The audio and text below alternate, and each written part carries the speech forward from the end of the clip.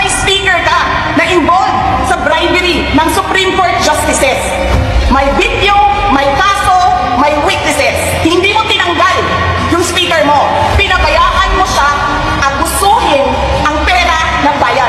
Paikot-ikot sa buong bansa, namimigay ng pera na para bang ano niya.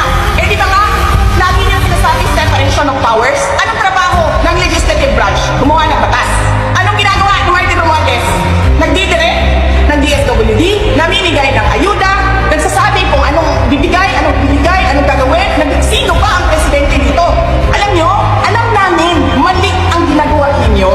Sinabihan ko lang mga kasama ko sa Office of the Vice President, pasensya na, sumunod na lang tayo para matapos na sila. Ang budget ng Pilipinas ay hawak lang ng dalawang tao. Hawak lang siya ni Congressman Zaldico at ni Congressman Martin Romualdez. Sa Department of Education, noong taong 2023, merong 5 billion na inapprove para sa classroom construction. Nagulat ako kasi merong mga lumapit na miyembro ng House na humihingi. Magkano ba ang amin dyan? Magkano ba ang amin dyan? So sinabi ko, hindi pwede ito.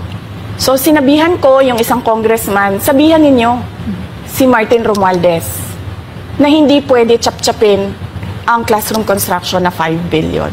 Kaya kung makikita ninyo sa budget proposal na approved ng Office of the President, 5 billion yon.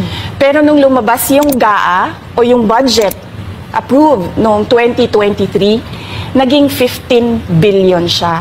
Dahil hindi nga ako pumayag na kunin yung 5 billion, dinagdagan nila ng 10 billion yung classroom construction ng Department of Education.